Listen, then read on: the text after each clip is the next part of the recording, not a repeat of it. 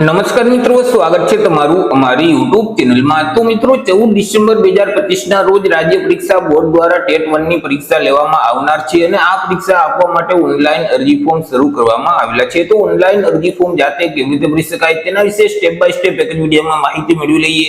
તે પહેલા વિડીયો ગમે તો લાઈક અને શેર કરી દેજો, ચેનલમાં નવા હોય તો ચેનલને સબસ્ક્રાઇબ કરી દેજો। તો ચાલો મિત્રો વિડીયોની શરૂઆત કરીએ।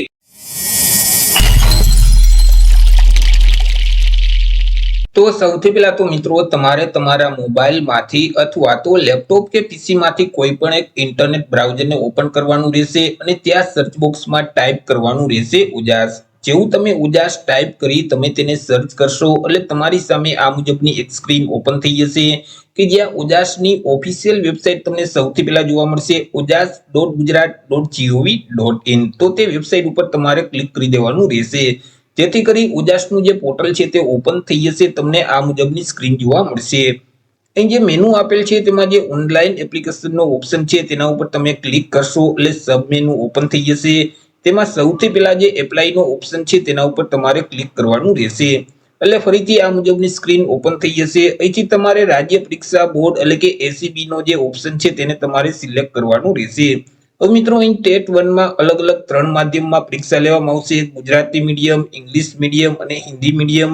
તમારે જે માધ્યમમાં પરીક્ષા આપવી હોય તે જ માધ્યમમાં અરજી ફોર્મ ભરવાનું રહેશે અને અરજી ફોર્મ છે તે 12/11/2025 સુધીમાં ભરી શકશો। પરીક્ષા ફી તરીકે ₹350 છે તે ભરવાના રહેશે। હવે આ જે ટેટ 1 નું નોટિફિકેશન છે તે તમારે જો ડાઉનલોડ કરવું હોય તો તેની સામે જે ડિટેલનો ઓપ્શન છે તેના ઉપર તમે ક્લિક કરશો તો નોટિફિકેશનની પીડીએફ ફાઇલ તમારા ડિવાઇસમાં ડાઉનલોડ થઈ જશે। જે માધ્યમમાં તમારે અરજી ફોર્મ ભરવું છે તે માધ્યમની સામે જે એપ્લાયનો ઓપ્શન છે તેના ઉપર તમારે ક્લિક કરી દેવાનું રહેશે। 3 માધ્યમમાં અરજી ફોર્મ ભરવાની રીત સેમ જ છે, તો આપણે કોઈ પણ એક માધ્યમને ધ્યાનમાં રાખી આગળ વધીશું। હવે તમે એપ્લાયના બટન ઉપર ક્લિક કરશો એટલે ફરીથી આ મુજબની સ્ક્રીન ઓપન થઈ જશે। અહીં તમને જે એપ્લાય નાવનો ઓપ્શન જોવા મળે તેના ઉપર તમારે ક્લિક કરી દેવાનું રહેશે। હવે મિત્રો ઉજાસના પોર્ટલ ઉપર તમે જો રજીસ્ટ્રેશન કરેલ છે તો તમારા જે રજીસ્ટ્રેશન નંબર છે તે નંબર આ બોક્સમાં તમારે ટાઈપ કરી દેવાના રહેશે। રજીસ્ટ્રેશન કરતી વખતે તમે જે જન્મ તારીખ આપેલ છે તે જન્મ તારીખ આ બોક્સમાં ટાઈપ કરી એપ્લાય વિથ ઓટીઆર ના બટન ઉપર ક્લિક કરવાનું રહેશે જેથી કરી રજીસ્ટ્રેશન કરતી વખતે તમે જે માહિતી આપેલ છે તે વિગત ઓટોમેટિક લઈ લેશે। પરંતુ ઉજાસના પોર્ટલ ઉપર તમે હજી સુધી રજીસ્ટ્રેશન નથી કરેલ તો અહીં જે રેડ કલરમાં સ્કીપનો ઓપ્શન છે તેના ઉપર તમારે ક્લિક કરી દેવાનું રહેશે એટલે આગળ તમને એક અરજી ફોર્મ આપી દેવામાં આવશે, તે ફોર્મમાં તમામ માહિતી ભરવાની રહેશે। અરજી ફોર્મ ભરો તે પહેલા અહીં અગત્યની સૂચના આપેલ છે તે વાંચી લેવાની રહેશે। જેમ કે ફોર્મમાં તમારે કોઈ પણ જગ્યાએ સ્પેશિયલ કેરેક્ટરનો ઉપયોગ કરવાનો રહેતો નથી। તમે જો સ્પેશિયલ કેરેક્ટરનો ઉપયોગ કરશો તો તમારું ફોર્મ છે તે સબમિટ થશે નહીં। તે સિવાય જ્યાં રેડ કલરની ફૂદડી હોય તેનો મતલબ એ થશે કે તે વિગત તમારે ફરજિયાત આપવાની રહેશે।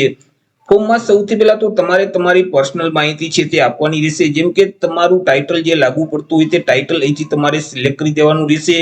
તમારી જે અટક છે એટલે કે સરનેમ છે તે આ બોક્સમાં તમારે ટાઈપ કરી દેવાની રહેશે। તમારું નામ છે તે આ બોક્સમાં ટાઈપ કરી પિતા અથવા તો પતિનું નામ આ બોક્સમાં ટાઈપ કરી દેવાનું રહેશે અને માતાનું નામ છે તે અહીં ટાઈપ કરવાનું રહેશે। જેન્ડર મેલ કે ફિમેલ જે તે લાગુ પડે તે સિલેક્ટ કરી અને ફરીથી જેન્ડરને સિલેક્ટ કરી દેવાનું રહેશે। તમારી જે જન્મ તારીખ છે તે અહીં તમારે ટાઈપ કરી દેવાની રહેશે। ત્યાર પછી મેરિટલ સ્ટેટસ જે તે લાગુ પડતું હોય તે ઓપ્શન સિલેક્ટ કરી દેવાનું રહેશે।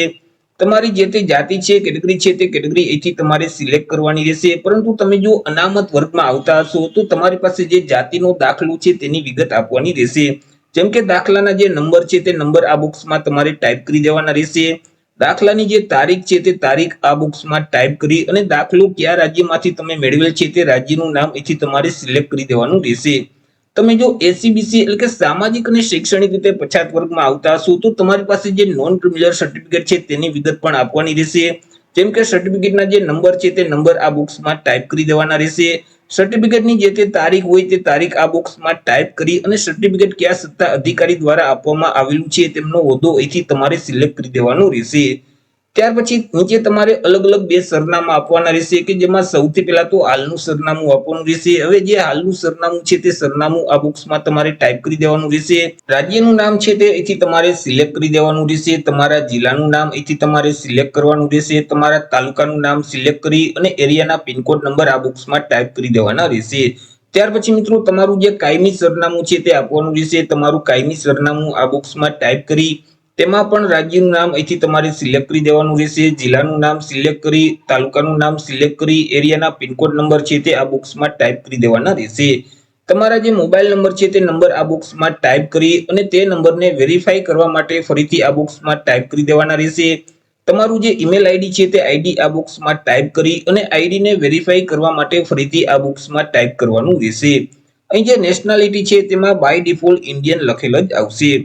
ત્યાર પછી તમારે અન્ય વિગત છે તે આપવાની રહેશે, જેમ કે તમે શારીરિક રીતે વિકલાંગ વ્યક્તિ છો કે કેમ. જો શારીરિક રીતે વિકલાંગ વ્યક્તિ હોય તો અહીંથી તમારે યસ સિલેક્ટ કરી દેવાનું રહેશે, જેથી કરી અહીં તમને સાઈડમાં એક વિકલાંગતાનું લિસ્ટ છે તે જોવા મળશે. તેમાં તમને જે વિકલાંગતા લાગુ પડતી હોય, જેટલી વિકલાંગતા લાગુ પડતી હોય તો તેની સામે જે ચેકબોક્સ છે તેમાં તમારે ટીક કરી દેવાનું રહેશે અને તેમની જે ટકાવારી છે તે સામેના બોક્સમાં તમારે ટાઈપ કરી દેવાની રહેશે. અને તમારી પાસે જે વિકલાંગતાનું સર્ટિફિકેટ છે તેની વિગત પણ આપવાની રહેશે, જેમ કે સર્ટિફિકેટની જે તે તારીખ છે તે તારીખ આ બોક્સમાં ટાઈપ કરી દેવાની રહેશે. સર્ટિફિકેટના જે નંબર છે તે નંબર આ બોક્સમાં ટાઈપ કરી અને સર્ટિફિકેટ કયા સત્તા અધિકારી દ્વારા આપવામાં આવેલું છે તેમનો હોદ્દો અહીંથી તમારે સિલેક્ટ કરવાનો રહેશે. પરંતુ તમે શારીરિક રીતે વિકલાંગ વ્યક્તિ નથી તો અહીંથી તમારે નો સિલેક્ટ જ રાખવાનું રહેશે. જો તમે શારીરિક રીતે વિકલાંગ વ્યક્તિ હોય તો તમારે મિત્રો લહિયાની જરૂર છે કે કેમ. જો તમારે લહિયાની જરૂર હોય તો અહીંથી તમારે યસ સિલેક્ટ કરી દેવાનું રહેશે, નહીતર તમારે નો સિલેક્ટ જ રાખવાનું રહેશે. ત્યાર પછી તમે માજી સૈનિક છો કે કેમ. જો માજી સૈનિક હોય તો યસ સિલેક્ટ કરવાનું રહેશે અને તમારી જે જોઈનિંગ તારીખ છે તે જોઈનિંગ તારીખ આ બોક્સમાં ટાઈપ કરવાની રહેશે. ડિસ્ચાર્જ તારીખ અહીં ટાઈપ કરી માજી સૈનિક અંગેનું જે આઈ કાર્ડ છે તેમના નંબર આ બોક્સમાં ટાઈપ કરી દેવાના રહેશે અને આઈ કાર્ડ કયા સત્તા અધિકારી દ્વારા આપવામાં આવેલું છે તેમનો હોદ્દો અહીંથી તમારે સિલેક્ટ કરી દેવાનો રહેશે. પરંતુ તમે માજી સૈનિક નથી તો અહીંથી તમારે નો સિલેક્ટ જ રાખવાનું રહેશે. ત્યાર પછી તમારે એજ્યુકેશન ક્વોલિફિકેશન એટલે કે શૈક્ષણિક લાયકાતની વિગત આપવાની રહેશે. તેમાં મિત્રો સૌથી પહેલા તો તમે જે ધોરણ 12 માની પરીક્ષા પાસ કરેલ છે તેની વિગત આપવાની રહેશે, જેથી કરી અહીંથી જે HSC નો ઓપ્શન છે તેને તમારે સિલેક્ટ કરી દેવાનું રહેશે.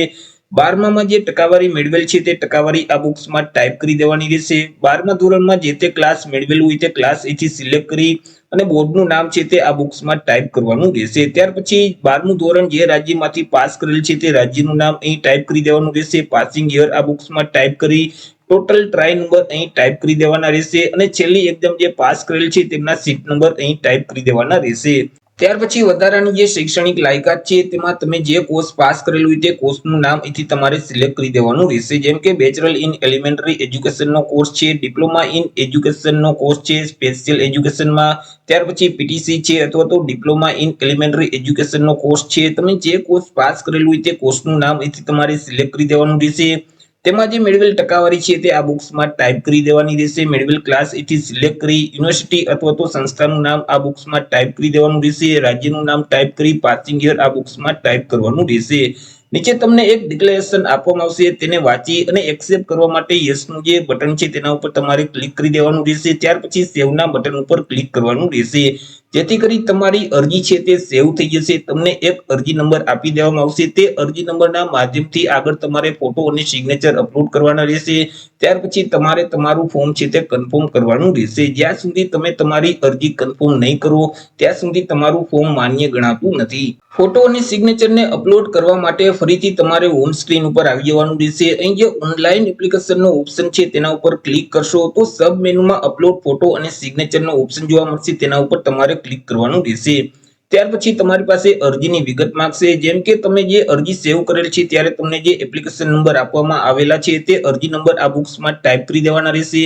તમારી જે જન્મ તારીખ છે તે આ બોક્સમાં ટાઈપ કરી અહીં જે કેપ્ચા કોડ છે તે સેમ કોડ આ બોક્સમાં ટાઈપ કરી ઓકે ના બટન ઉપર ક્લિક કરી દેવાનું રહેશે. એટલે મિત્રો આ મુજબની એક સ્ક્રીન ઓપન થઈ જશે કે જ્યાં સૌથી પહેલા તો તાજેતરનો પાસપોર્ટ સાઇઝનો ફોટોગ્રાફ તમારે અપલોડ કરવાનો રહેશે. હવે તમે જે ફોટો અપલોડ કરો છો તે ફાઇલનું ફોર્મેટ જેપીજી ફોર્મેટ હોવું જોઈએ અને ફાઇલની સાઇઝ 15 KB કરતા ઓછી હોવી જોઈએ.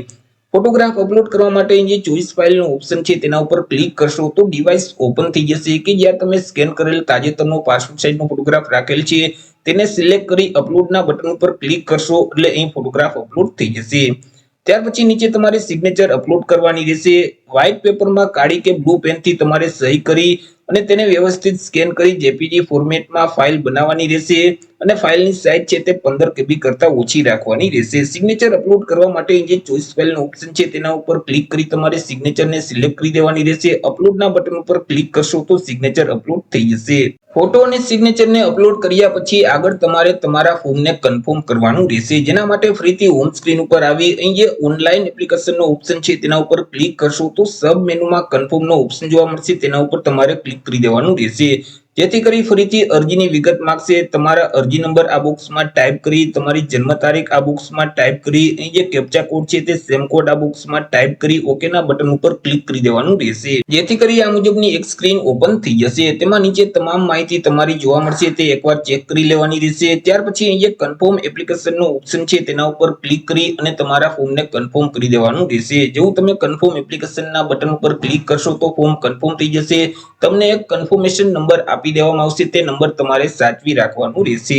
અરજી ફોર્મને કન્ફર્મ કર્યા પછી આગળ તમારે પરીક્ષા ફી ભરવાની રહેશે। તેના માટે ફરીથી હોમ સ્ક્રીન ઉપર આવી અહીં જે મેનુમાં ફીનો ઓપ્શન છે તેના ઉપર ક્લિક કરશો તો સબ મેનુમાં ઓનલાઈન અથવા પોસ્ટ ઓફિસ ચલણનો ઓપ્શન જોવા મળશે, તેના ઉપર તમારે ક્લિક કરી દેવાનું રહેશે।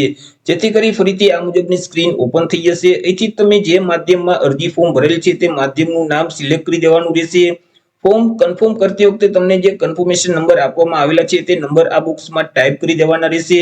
તમારી જે જન્મ તારીખ છે તે આ બોક્સમાં ટાઈપ કરી અહીં જે કેપ્ચા કોડ છે તે સેમ કોડ આ બોક્સમાં ટાઈપ કરી દેવાના રહેશે। ત્યાર પછી ઓનલાઈન પેમેન્ટ ઓફ ફીનો ઓપ્શન છે તેના ઉપર ક્લિક કરવાનું રહેશે। જેથી કરી આગળ બેંકની વિગત છે તે માંગશે, તમે કોના માધ્યમથી પેમેન્ટ કરવા માંગો છો, ડેબિટ કાર્ડ છે, ક્રેડિટ કાર્ડ છે, યુપીઆઈ છે, ક્યુઆર કોડ છે, જેના માધ્યમથી પેમેન્ટ કરવા માંગતા હોય તે ઓપ્શન સિલેક્ટ કરી અને બેંકની વિગત તમારે ફિલ કરી દેવાની રહેશે। ત્યાર પછી મેક પેમેન્ટના બટન ઉપર ક્લિક કરશો તો અહીં પરીક્ષા ફી છે તે ઓનલાઈન ભરાઈ જશે। ઓનલાઈન પરીક્ષા ફી ભરાઈ ગયા પછી તેની રિસિપ્ટ જો તમારે ડાઉનલોડ કરવી હોય તો અહીં તમને ઓપ્શન જોવા મળશે ઓનલાઈન પેમેન્ટ રિસિપ્ટ, તેના ઉપર ક્લિક કરશો તો રિસિપ્ટની જે પીડીએફ ફાઇલ છે તે તમારા ડિવાઇસમાં ડાઉનલોડ થઈ જશે। તમે જે અરજી ફોર્મ ભરેલ છે તેની પીડીએફ ફાઇલ ડાઉનલોડ કરવા માંગતા હોય તો અહીં તમને ઓપ્શન જોવા મળશે પ્રિન્ટ એપ્લિકેશન ફોર્મ, તેના ઉપર ક્લિક કરશો તો ફોર્મની પીડીએફ ફાઇલ તમારા ડિવાઇસમાં ડાઉનલોડ થઈ જશે। તો એ રીતે મિત્રો જે ટેટ 1 ની પરીક્ષા આપવા માટે જે ઓજાસ પર ઓનલાઈન અરજી ફોર્મ શરૂ કરવામાં આવેલા છે તેમાં તમે જાતે જ અરજી કરી શકો છો। તો આશા રાખું છું વિડીયો પસંદ પડ્યો હશે। વિડીયો પસંદ પડ્યો તો લાઈક અને શેર કરી દેજો। ચેનલમાં નવા હોય તો ચેનલને સબસ્ક્રાઇબ કરી દેજો। ફરી મળીશું એક નવા ટોપિક સાથે એક નવા જ વિડીયોમાં। ત્યાર સુધી જય હિન્દ, વંદે માતરમ।